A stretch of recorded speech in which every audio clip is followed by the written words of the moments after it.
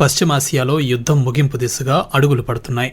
ఈ యుద్ధంలో తీవ్ర చర్చనీయాంశమైన హార్మోజ్ జలసంధిని ఇరాన్ పూర్తిగా తెరవడం, ఇజ్రాయెల్ లెబనాన్ మధ్య 10 రోజుల కాల్పుల విరమణ ఒప్పందం కుదరడం, మలిదశ శాంతి చర్చల కోసం అమెరికా, ఇరాన్ దేశాలు సిద్ధమవుతుండడం లాంటి విషయాలన్నింటినీ ఈనాటి మన వసుధైక కుటుంబం కార్యక్రమంలో మాట్లాడుకుందాం.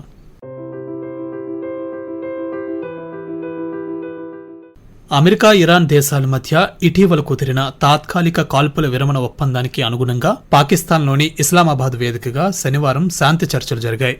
ఈ చర్చల్లో ఇరు పక్షాలకు చెందిన బృందాలు పాల్గొన్నాయి. అయితే అమెరికా బృందానికి నాయకత్వం వహించిన ఆ దేశ ఉపాధ్యక్షుడు జేడీ వ్యాన్స్ చర్చల అనంతరం పాత్రికేయులతో మాట్లాడుతూ ఇరు పక్షాల మధ్య ఎటువంటి ఒప్పందం కుదరలేదని ప్రకటించారు.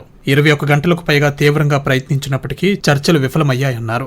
21 గంటల పాటు చాలా ముఖ్యమైన అంశాలపై చర్చించామని, కానీ దురదృష్టవశాత్తు ఎలాంటి ఒప్పందం కుదరలేదన్నారు. ఇది అమెరికా కంటే ఇరాన్కే ఎక్కువ నష్టమన్నారు. అమెరికా తన పరిమితులేమిటో, ఎక్కడ సడలింపులు చేయగలదో, ఎక్కడ చేయలేదో లాంటి విషయాలన్నింటినీ ఇరాన్కు స్పష్టం చేశామన్నారు. అయినప్పటికీ ఇరాన్ ప్రతినిధులు మాత్రం తమ షరతులను అంగీకరించడానికి నిరాకరించారని, దాంతో తాము ఎటువంటి ఒప్పందం చేసుకోకుండానే తిరిగి వెళ్తున్నామన్నారు. 21 hours, and we've had a number of substantive discussions with the Iranians. That's the good news. The bad news is that we have not reached an agreement, and I think that's bad news for Iran much more than it's bad news for the United States of America. So we go back to the United States having not come to an agreement. We've made very clear what our red lines are, what things we're willing to accommodate them on, and what things we're not willing to accommodate them on. And we've made that as clear as we possibly could, and they have chosen not to accept our terms. ఇరాన్తో జరిగిన శాంతి చర్చలు ఎలాంటి ఒప్పందం కుదరకుండానే విఫలమవడంతో America అధ్యక్షుడు Donald Trump కీలక నిర్ణయం తీసుకున్నారు. Hormuz జలసంధి గుండా నౌకల రాకపోకలను అడ్డుకునేలా సముద్ర దిగ్బంధాన్ని ప్రారంభించాలని అమెరికా నౌకాదళాన్ని ఆదేశించారు. అంతర్జాతీయ జలాల్లో ఇరాన్కు సుంకం చెల్లించిన ప్రతి నౌకను వెంబడించి అడ్డుకోవాలని తమ నౌకాదళానికి స్పష్టమైన ఆదేశాలు జారీ చేశారు. చట్టవిరుద్ధమైన టోల్ చెల్లించే ఎవరికీ సముద్రాలపై సురక్షితమైన ప్రయాణం ఉండబోదని ట్రంప్ హెచ్చరించారు. హార్మోజ్ జలసంధిని తెరుస్తామని మాటిచ్చిన ఇరాన్ ఉద్దేశపూర్వకంగానే ఆ మాట తప్పిందని, ఇరాన్ చర్యల వల్ల ప్రపంచవ్యాప్తంగా అనేక దేశాలు తీవ్ర ఇబ్బందులు ఎదుర్కొంటున్నాయన్నారు. డొనాల్డ్ ట్రంప్ ఆదేశాల మేరకు ఇరాన్ ఓడరేవులను దిగ్బంధిస్తున్నట్లు అమెరికా సైన్యం ప్రకటించింది. ఇరాన్ ఓడరేవుల నుంచి రాకపోకలు సాగించే అన్ని రకాల నౌకలను అడ్డుకుంటామని వెల్లడించింది.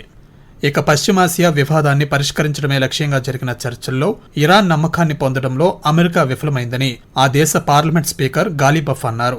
యుద్ధం ముగింపుకు సంబంధించి చర్చలు విఫలం కావడానికి అమెరికాయే కారణమన్నారు. 21 గంటల పాటు జరిగిన చర్చల సందర్భంగా తమ ప్రతినిధి బృందం సానుకూల ప్రతిపాదనలు అందించినప్పటికీ అమెరికన్లు తమ నమ్మకాన్ని పొందలేకపోయారని తెలిపారు. ఇక ఇరాన్ ఓడరేవులను అమెరికా సైన్యం లక్ష్యంగా చేసుకోవడంతో ఇరాన్ అధ్యక్షుడు మసూద్ పెజెష్కియాన్ కీలక వ్యాఖ్యలు చేశారు. ఇరాన్పై బలప్రయోగం చేయాలనే ఏ ప్రయత్నమైనా విఫలమవుతుందని స్పష్టం చేశారు. ఇరాన్ నిర్మాణాత్మక చర్చలకు కట్టుబడి ఉన్నప్పటికీ ఎటువంటి ఒత్తిడికి తలొగ్గదన్నారు. ఇరాన్ యుద్ధాన్ని కోరుకోవడం లేదని, కానీ తమను బలవంతంగా లొంగదీసుకునే ప్రయత్నాలు ఎప్పటికీ ఫలించవన్నారు. ఇరాన్పై అమెరికా, ఇజ్రాయెల్ తీసుకున్న చర్యలు అంతర్జాతీయ చట్టాలకు విరుద్ధమని, ఈ దాడులు పౌర మౌలిక సదుపాయాలపై ప్రభావం చూపుతున్నాయన్నారు. అసలు ఎలాంటి అనుమతితో తమ దేశంపై దాడులు జరుగుతున్నాయని, పౌరులు, ఆసుపత్రులు, పాఠశాలలపై దాడులు చేయమని ఏ అంతర్జాతీయ చట్టం చెబుతోందని ఆయన ప్రశ్నించారు. ఇరాన్ శాంతి, దౌత్యపరమైన పరిష్కారాలను కోరుకుంటున్నప్పటికీ దేశ సార్వభౌమత్వాన్ని దెబ్బతీసే చర్యలను కఠినంగా ఎదుర్కొంటామని పెజెష్కియాన్ హెచ్చరించారు. ఇక మరోవైపు అమెరికా, ఇజ్రాయెల్తో జరిగిన యుద్ధంలో సంభవించిన మరణాల సంఖ్యను ఇరాన్ అధికారికంగా ప్రకటించింది. ఈ యుద్ధం కారణంగా ఇప్పటివరకు 3,375 మంది ప్రాణాలు కోల్పోయినట్లు ఇరాన్ ఫోరెన్సిక్ విభాగం వెల్లడించింది. మృతుల్లో 2,875 మంది పురుషులు, దాదాపు 500 మంది మహిళలు ఉన్నట్లు చెప్పారు. ఈ యుద్ధం వల్ల తమ దేశంలో భారీగా ప్రాణ నష్టం సంభవించిందన్నారు.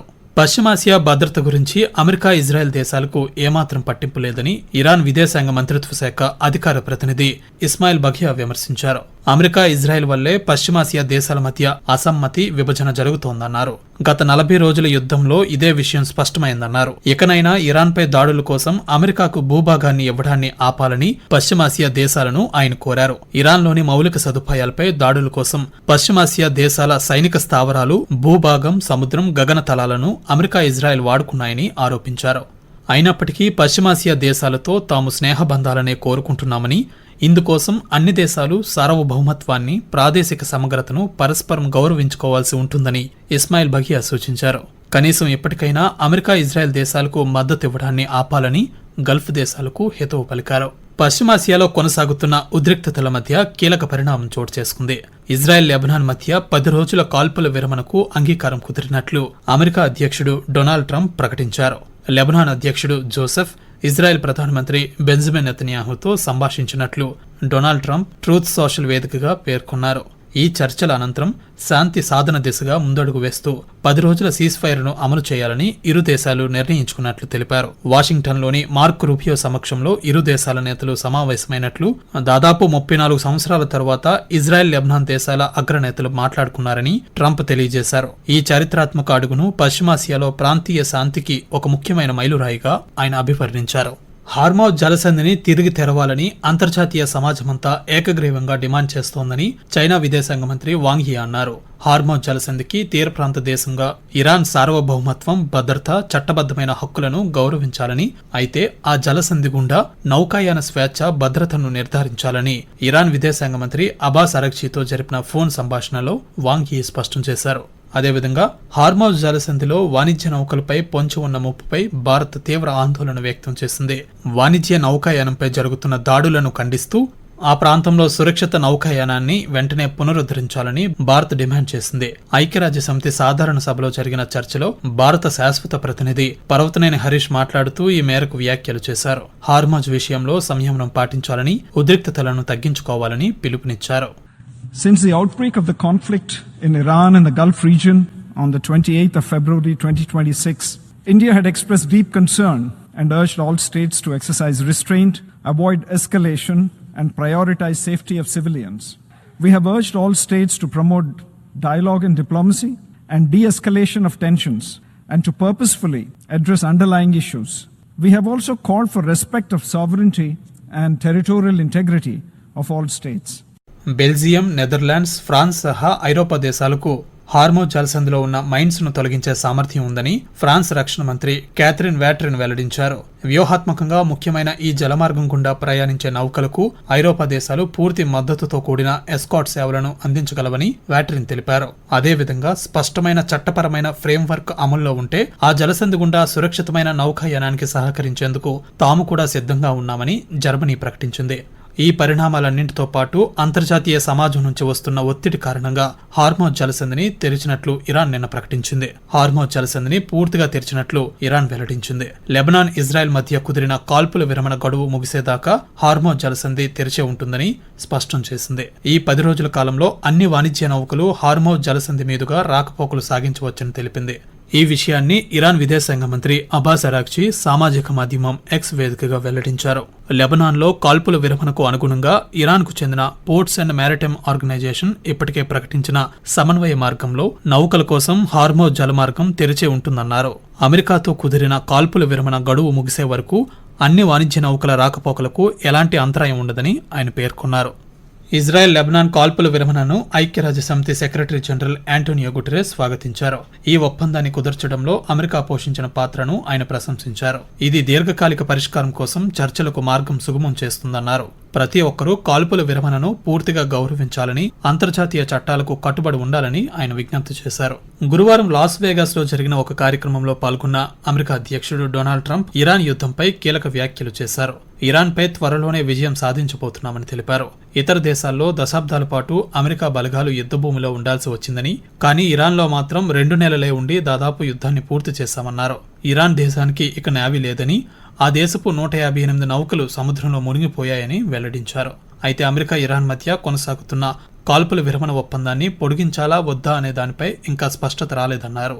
ఇరాన్ తమతో ఒప్పందం చేసుకోవడానికి సిద్ధంగా ఉందని చెప్పారు. ప్రస్తుతం తాము ఆ విషయంపైనే దృష్టి సారించామని, చర్చల్లో పురోగతి సాధిస్తే కాల్పుల విరమణను పొడిగించాల్సిన అవసరం ఉండదన్నారు. ఈ వారాంతంలో తదుపరి చర్చలు జరగవచ్చని ఆయన తెలిపారు.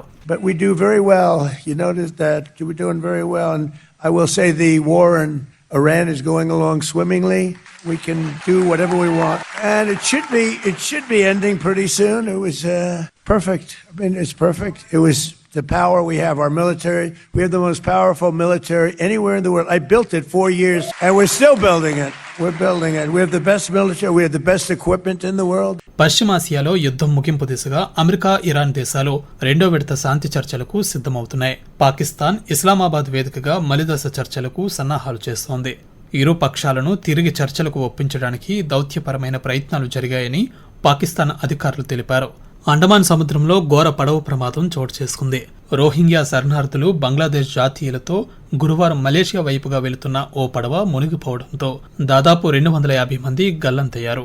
ఐక్యరాజ్యసమితి శరణార్థుల high commissioner, UNHCR, International Organization for Migration, IOMలు తీవ్ర దిగ్భ్రాంతి వ్యక్తం చేస్తూ సంయుక్తంగా ఒక ప్రకటన విడుదల చేశాయి. దాని ప్రకారం ఆ పడవ బంగ్లాదేశ్ దక్షిణ ప్రాంతంలోని టేక్నాఫ్ నుంచి బయలుదేరింది. మలేషియా వైపు ప్రయాణిస్తుండగా అండమాన్ సముద్రంలో తీవ్ర ఈదురుగాలులు, భారీ కెరటాల కారణంగా అదుపు తప్పి మునిగిపోయింది. పడవలో అనుమతించిన దానికంటే ఎక్కువ మందిని ఎక్కించడం కూడా ప్రమాదానికి కారణమై ఉండొచ్చని అధికారులు ప్రాథమికంగా భావించారు. ఇదే సమయంలో రోహింగ్యా శరణార్థుల సమస్య తీవ్రతను కూడా ఐక్యరాజ్యసమితి ప్రస్తావించింది. మయన్మార్లో కొనసాగుతున్న హింస, రఖైన్ ప్రాంతంలో భద్రతా పరిస్థితులు క్షీణించడం వల్ల రోహింగ్యాలు స్వదేశానికి తిరిగి వెళ్లే అవకాశాలు తగ్గిపోయాయని పేర్కొంది. మరోవైపు బంగ్లాదేశ్లోని శరణార్థి శిబిరాల్లో కూడా జీవన పరిస్థితులు కష్టతరంగా మారడంతో వారు ఇలాంటి ప్రమాదకర సముద్ర ప్రయాణాలు తప్పని పరిస్థితుల్లో చేస్తున్నారని వివరించింది. ప్రత్యేకంగా కాక్స్ బజార్లో ఉన్న శరణార్థి శిబిరాలు కిక్కిరిసిపోవడం, ఉద్యోగ అవకాశాలు లేకపోవడం, విద్యా సదుపాయాలు తక్కువగా ఉండటం వంటి కారణాలతో ప్రజలు తీవ్ర ఇబ్బందులు ఎదుర్కొంటున్నారని పేర్కొంది. ఈ నేపథ్యంలో మెరుగైన జీవితం కోసం మలేషియా వంటి దేశాలకు వెళ్లేందుకు ప్రయత్నిస్తున్నారని, అయితే ఈ ప్రయత్నాల్లో మానవ అక్రమ రవాణా గ్రూపులు వారిని మోసం చేస్తూ ప్రాణాలకు ముప్పు కలిగిస్తున్నాయని ఐక్యరాజ్యసమితి హెచ్చరించింది. భారత్ పొరుగు దేశమైన బంగ్లాదేశ్ మాజీ ప్రధానమంత్రి షేక్ హసీనాను అప్పగించాలంటూ ఆ దేశం నుంచి వచ్చిన అధికారిక అభ్యర్థనపై చట్టపరమైన న్యాయ మార్గాల ద్వారా సమీక్షిస్తున్నట్లు భారత విదేశీ వ్యవహారాల శాఖ అధికార ప్రతినిధి రణధీర్ జైస్వాల్ తెలిపారు. నిన్న జరిగిన వారాంతపు మీడియా సమావేశంలో ఆయన మాట్లాడుతూ, బంగ్లాదేశ్లో ఇటీవల నెలకొన్న రాజకీయ మార్పుల అనంతరం ఏర్పడిన కొత్త ప్రభుత్వంతో తమ భాగస్వామ్యాన్ని స్థిరపరచుకునేందుకు భారత్ ప్రయత్నిస్తోందన్నారు. కొత్త ప్రభుత్వంతో నిర్మాణాత్మకంగా కలిసి పనిచేయడానికి, ద్వైపాక్షిక సంబంధాలను మరింత బలోపేతం చేసుకోవడానికి భారత్ ప్రయత్నిస్తోందన్నారు. వాణిజ్యం, ఇంధనం, ప్రాంతీయ భద్రతా రంగాల్లో సహకారం కోసం కొత్త ప్రతిపాదనలను అన్వేషించడానికి, అధికార మార్గాలను ఉపయోగించుకోవడానికి ఇరు దేశాలు అంగీకరించాయన్నారు.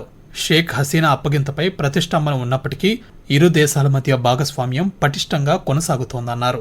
There is the request is being examined as part of ongoing judicial and internal legal processes. We will continue to engage constructively on the issue with all stakeholders. The two sides agreed to explore proposals for deepening the partnership through the relevant bilateral mechanisms. Follow-on official meetings are expected to take place at an early date. Further, both sides exchange views on regional and global issues of mutual interest. అదేవిధంగా Lebanon, Israel మధ్య కుదిరిన తాత్కాలిక కాల్పుల విరమణ ఒప్పందాన్ని భారత్ స్వాగతిస్తోందని రణధీర్ జైస్వాల్ వెల్లడించారు. Austria federal chancellor doctor Christian స్టాకర్ భారత్లో పర్యటించారు. ఈ పర్యటనలో భాగంగా భారత ప్రధానమంత్రి నరేంద్ర మోదీతో గురువారం సమావేశమై ప్రతినిధి బృందం స్థాయి చర్చలు జరిపారు.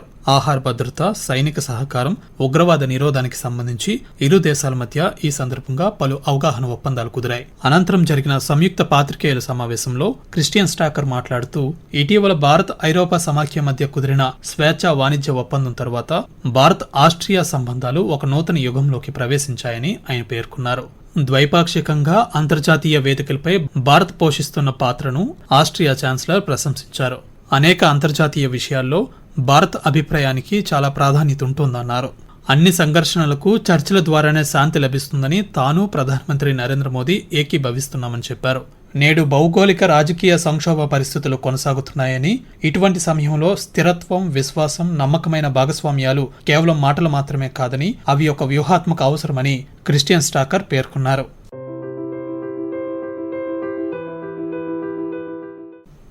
ఇప్పటి వరకు మీరు ఈ వారం రోజుల్లో జరిగిన అంతర్జాతీయ వార్తా విశేషాలను మీకు అందించే వసుదైక కుటుంబం కార్యక్రమాన్ని విన్నారు. రచన మరియు వ్యాఖ్యానం డివి సత్యనారాయణ. సమర్పణ ప్రాంతీయ వార్తా విభాగం, ఆకాశవాణి విశాఖపట్నం కేంద్రం.